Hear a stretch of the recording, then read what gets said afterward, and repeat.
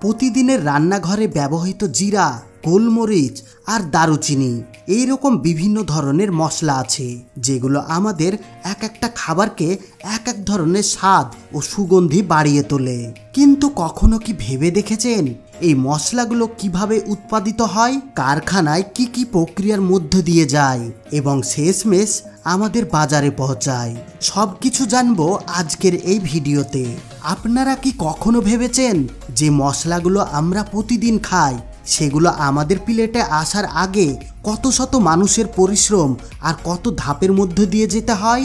ভিডিওর শেষে আপনাদেরকে মশলা সম্বন্ধে এমন একটা গোপন জিনিস জানাবো যেটা জানার পর আপনারা অবাক হয়ে যাবেন আর শুধু একটাই কোশ্চেন করবেন, এতদিন আমরা কি খেলাম? এই জন্য ভিডিওটি একদম শেষ পর্যন্ত ধৈর্য ধরে দেখতে থাকুন, কারণ আমরা প্রতিদিন যে জিনিসগুলো খাচ্ছি সেই জিনিসগুলো কিভাবে তৈরি হয় সেটা অবশ্যই আমাদের জেনে রাখা দরকার। চলুন তবে প্রথমে দেখে নিই জিরার সম্পূর্ণ যাত্রা। জিরা উৎপাদন প্রক্রিয়া। জিরা গাছ লাগানোর জন্য আমরা ব্যবহার করি জিরার বীজকেই। সাধারণত অক্টোবর থেকে নভেম্বর মাসে জমিতে বীজ রোপণ করা হয়। বীজ রোপণের কিছুদিনের পরে ক্ষেতে সেচ দেওয়া হয় যাতে গাছগুলো সঠিকভাবে বড় হতে পারে।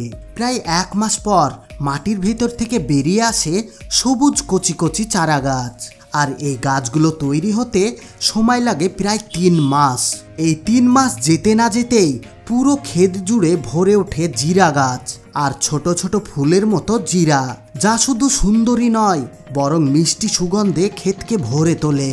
জিরা গাছে পোকামাকড়ের আক্রমণ খুব কম হয়, তাই কীটনাশক খুব একটা দরকার পড়ে না। তবে মাঝে মধ্যে রোগ দেখা দিলে ফসফেট সার ব্যবহার করা হয়।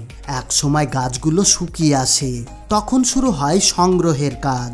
শ্রমিকরা হাতে গাছ তুলে বানায় আটি, তারপর সেগুলো রোদ্রে শুকানো হয়। শুকানো গাছ থ্রেশার মেশিনে দেওয়া হয় যাতে দানাগুলো আলাদা হয়ে যায়। এরপর শুরু হয় পরিষ্কার করার প্রক্রিয়া। অপ্রয়োজনীয় আগাছা, পাথর, ময়লা সব সরিয়ে ফেলা হয়। এরপর আমাদের জিরা একদম রেডি। এখন কিছু জিরাকে পিষে গুঁড়ো বানানো হয়, কিছু রাখা হয় গোটা অবস্থায়।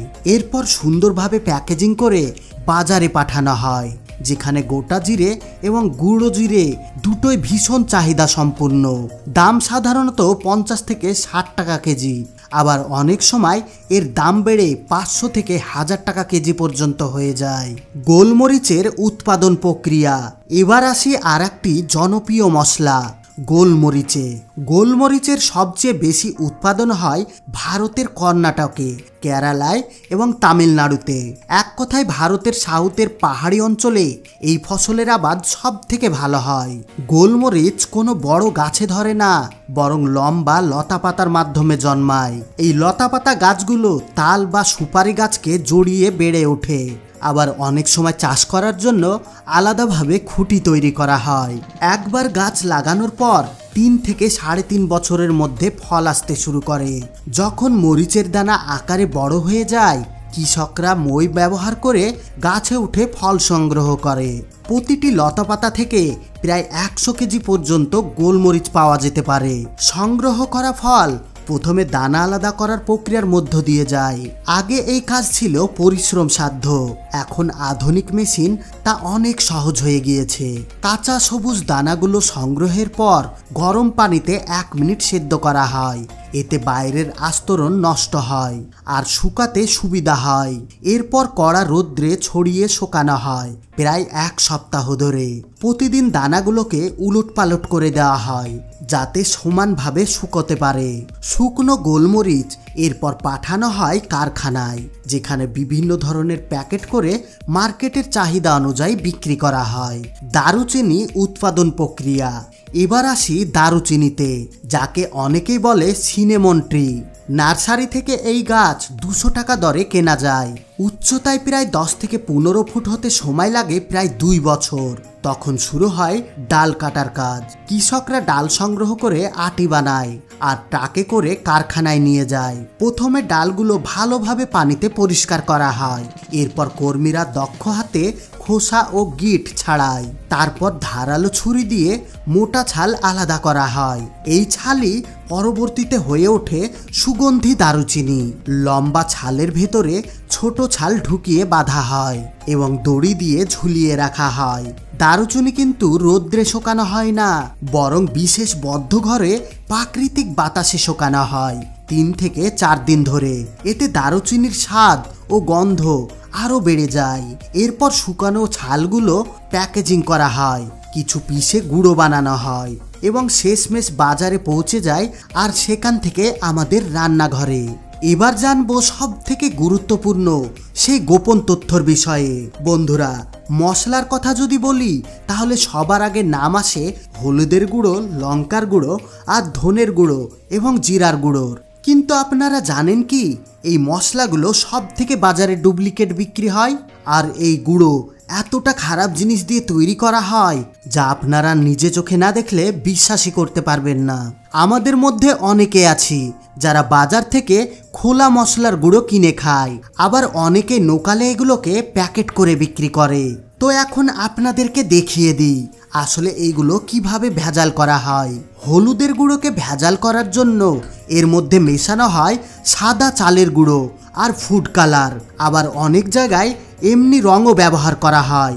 লঙ্কাকে ভেজাল করার জন্য এর মধ্যে মেশানো হয় ধানের গুঁড়ো, আর তার সাথে লঙ্কায় ঝাল আনার জন্য ওর সঙ্গে মেশানো হয় গোলমরিচ, আর তার সাথে লাল টুকটুকে ফুড কালার। ধনের গুঁড়ো এবং জিরার গুঁড়োতে এই ধরনের ধানের গুঁড়োই মেশানো হয়।